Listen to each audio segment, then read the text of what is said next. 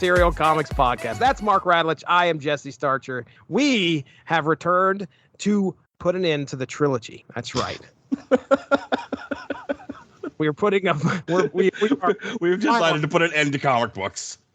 one podcast at a time. Tell you, this one we're getting ready to talk about, it could make somebody go, I'm done. Never gets any better than this. I might be exaggerating a little bit, but that's all right, because we're here to talk about Dynamite's Gwar, Orgasmageddon. Mark Radlich, you sit there and you tell me about Gwar first off, and then we're going to talk about why you got this comic. Gwar are an intergalactic group of mercenaries and killers and monsters that decided to form a rock band. And like Santa Claus, they come through Earth every once in a while and they perform their songs and they spray the crowd with various colored semen. Oh my gosh. From the codpiece of doom or some shit that they call it.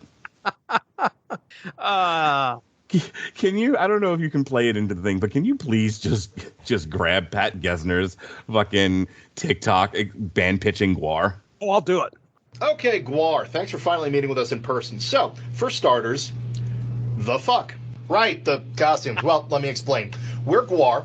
We're from outer space, relocated to Antarctica, and we tour around with a giant puppet show where we kill dinosaurs, spray bodily fluid into the crowd, and do a whole bunch of crazy crap. So it's more than the costumes, there's a puppet show? Yeah, it's like the Muppet Show if they had zero budget and wanted to cartoonishly murder the president in every episode. I think I know the answer to this, but how did you guys come up with this idea? Drugs. Right, so it's just violence 24/7, that's your whole shtick? Well, a lot of our imagery is going to be hypersexualized too, and we're just going to fill the stage with tons of dicks. Inflatable dicks, puppeteer dicks, and we're going to have a giant codpiece on our singer called the Cuttlefish of Cthulhu. This sounds like a parody porn. It kind of is, but with slightly better acting. We've even got a movie script for something called Phallus in Wonderland. Yes, they do.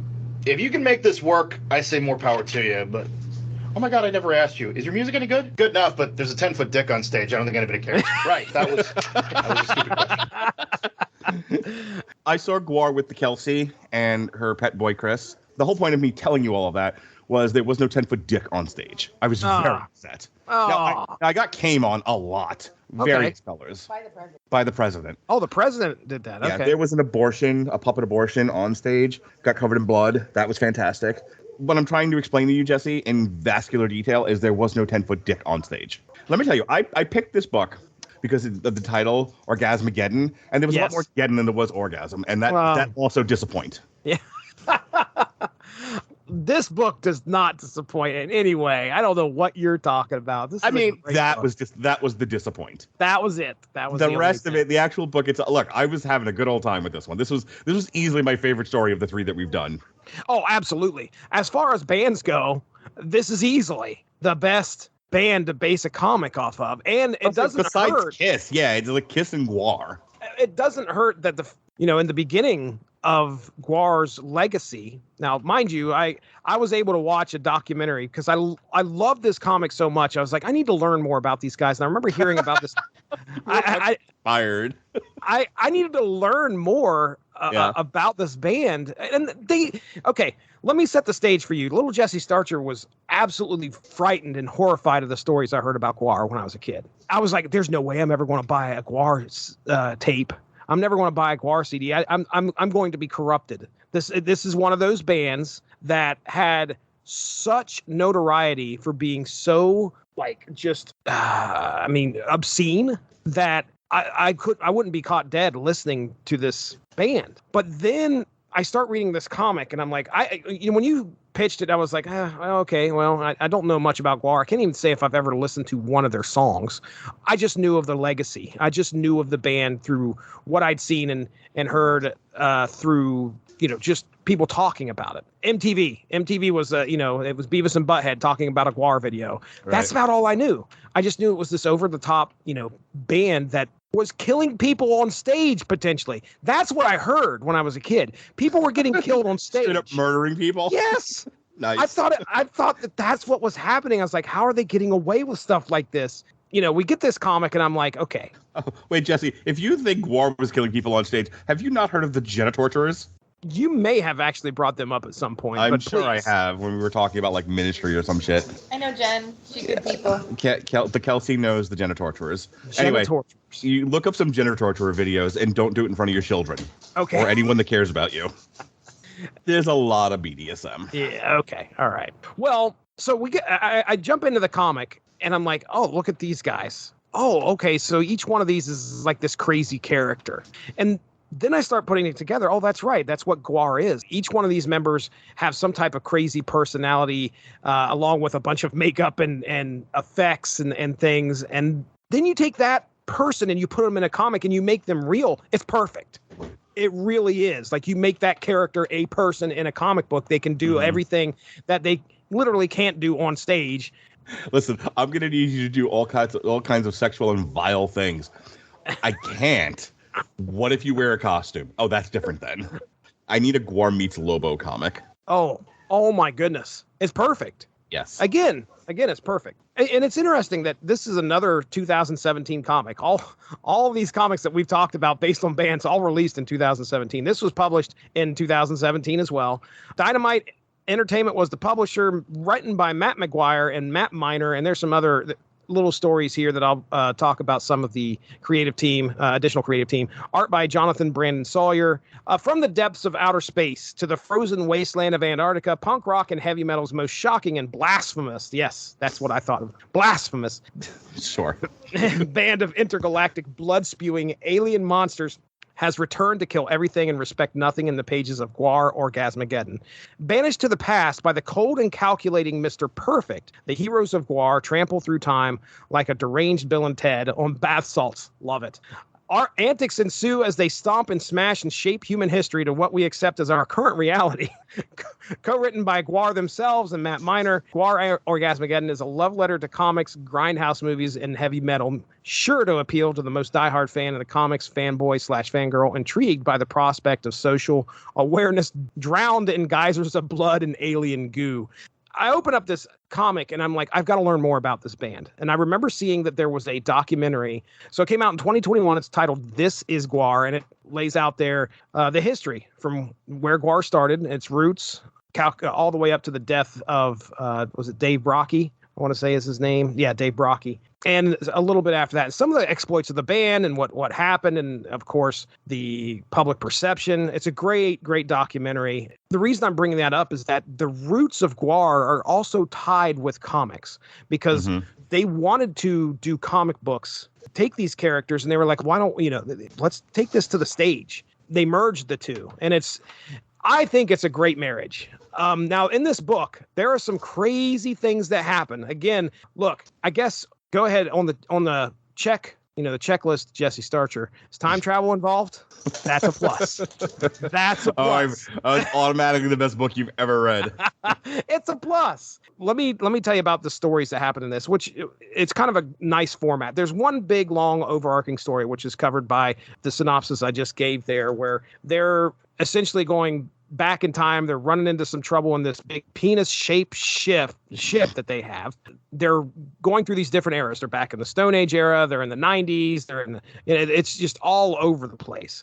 Okay, so and they've got the thing with the fire was totally like a Mel Brooks thing to me, like a history of the world kind of thing, where it's just like they're trying to teach them how to invent fire, and like somebody pulls out a fucking lighter or some shit. Right. Great. So, and essentially they've got to try to defeat their mortal enemy. And apparently this is the guy that killed Odorous Urungus.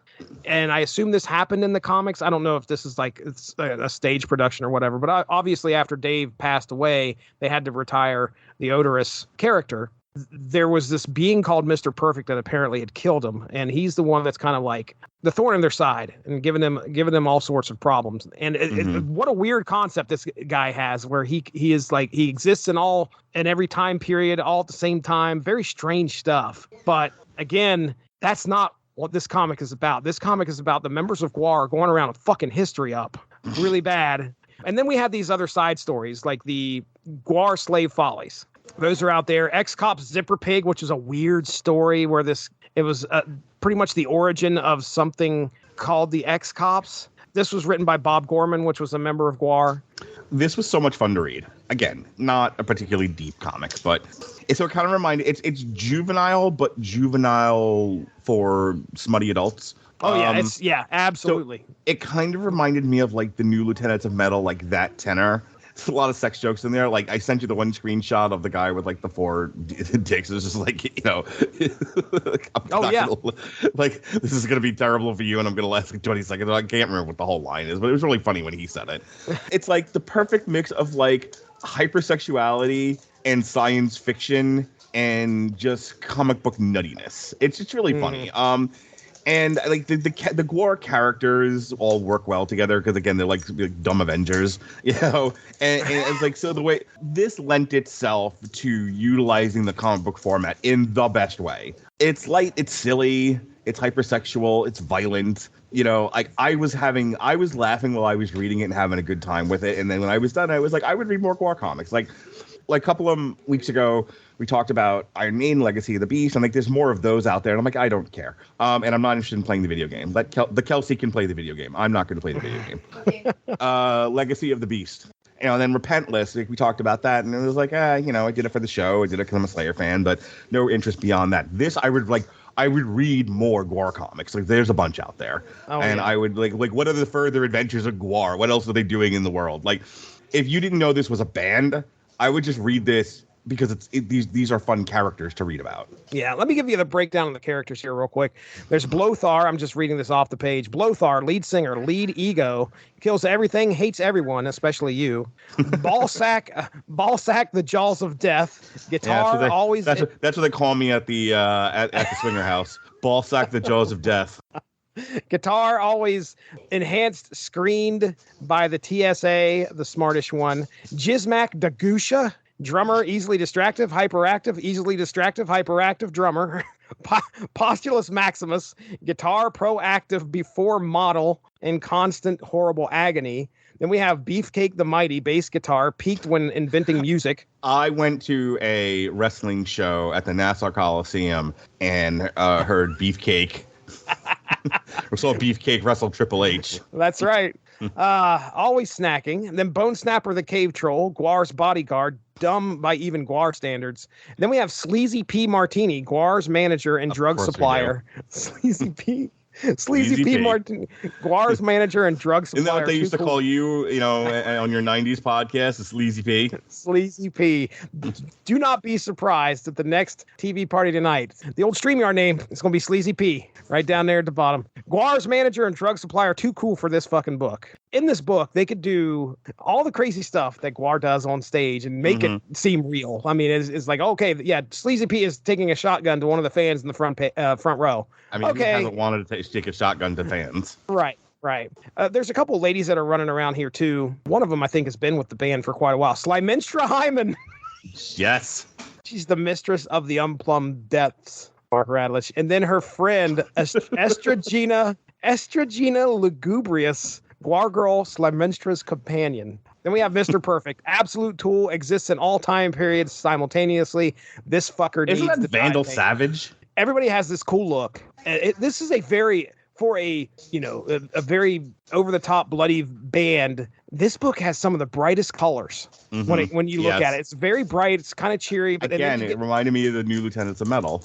There's a couple moments throughout this book as they're flying through time, which I think is really cool and sets this book off. One of which is when Sleazy P Martini shows up at Kurt Cobain's house. So Sleazy shows up at Kurt Cobain's house, and they go back to the 90s, and they find Sleazy, and Sleazy is knocking on this door, and he busts in, and he goes, "I depend on your habit, you fucking junkie. Who you getting your smack from?" And then Kurt looks and says, "Hi, Sleazy. I was just writing a song about this awesome puppy I met while," and then Sleazy fucking blows his brains out. That's what happened, Jesse. He didn't commit suicide. Totally got killed by Sleazy P. Only in real life, he was paid by Courtney Love. Yeah. Okay. All right. Yeah, as the Gwar members look on, they go, "Wow, I always thought it was Courtney." And the guy, I think it's Postulus, goes, "Nope, this is how it happened. Mystery solved. Let's get back to the meat rocket." So, yeah. The other cool moment that happens in this book is when they run into the old members of Gwar in 97, which I thought was great. You know, this book is being told in present time where Odorous has died, and Flatus Maximus, I think is his name, he's also passed away. He was a member of the band. So their characters aren't around anymore, and they kind of run into themselves in the past, and it's really cool because the band kind of gets this moment where they get to talk to their dead leader, which is really neat. We get the main overarching story, which is great. The whole Zipper Pig stuff, I don't know much about Zipper Pig. I don't know much about history, and I don't know much about Zipper Pig either. It's kind of weird. You get this origin about this guy who apparently catches on fire and then is thrown into a insane asylum.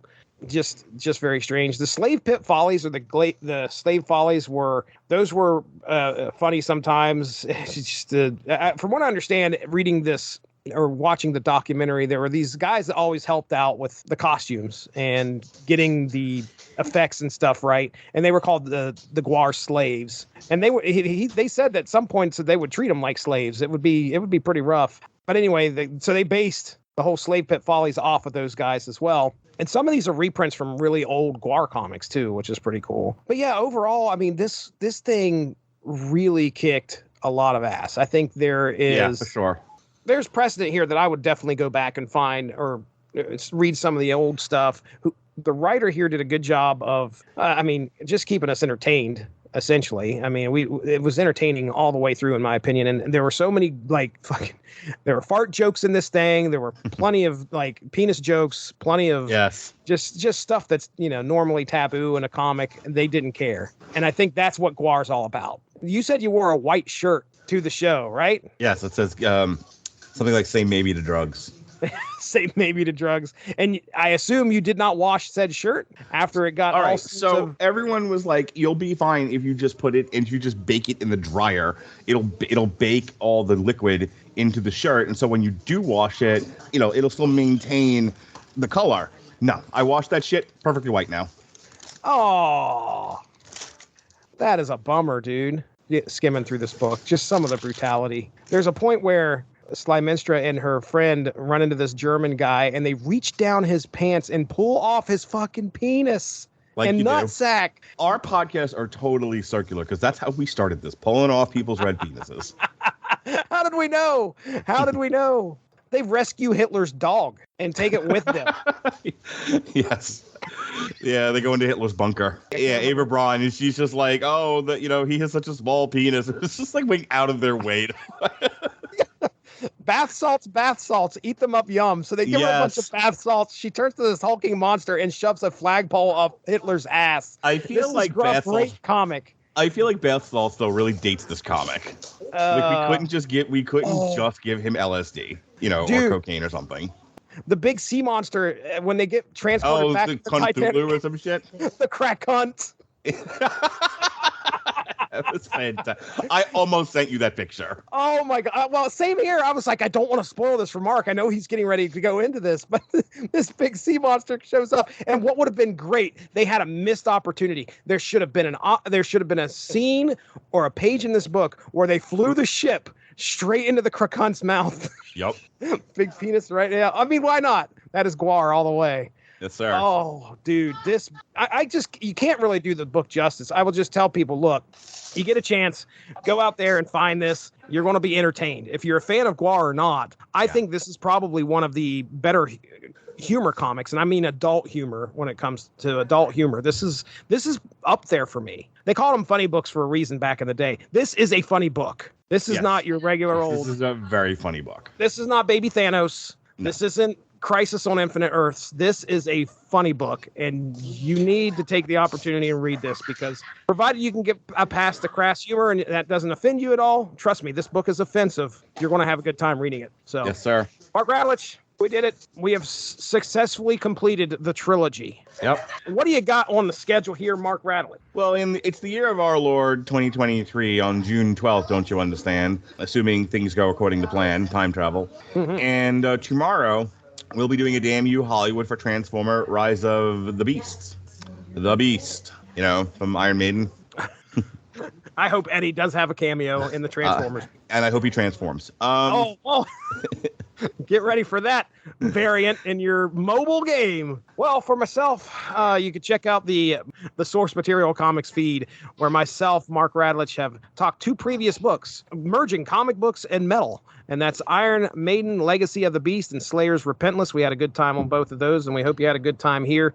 You can also check out the Unspoken Issues podcast, dealing primarily with 90s comics. We will have all sorts of great stuff in the archive for you to check out there. G.I. Joe Extreme, Grifter One Shot. Huh? Yeah, Angela. That's right. For Mark Radulich, I'm Jesse Starcher. We'll talk to you soon. Have a good one. Bye-bye. Thanks for joining us. All of this would not be possible without W2Mnet.com, so make sure to seek them out for more podcasts. If you enjoyed what you heard today, please feel free to share, and we look forward to entertaining you again soon.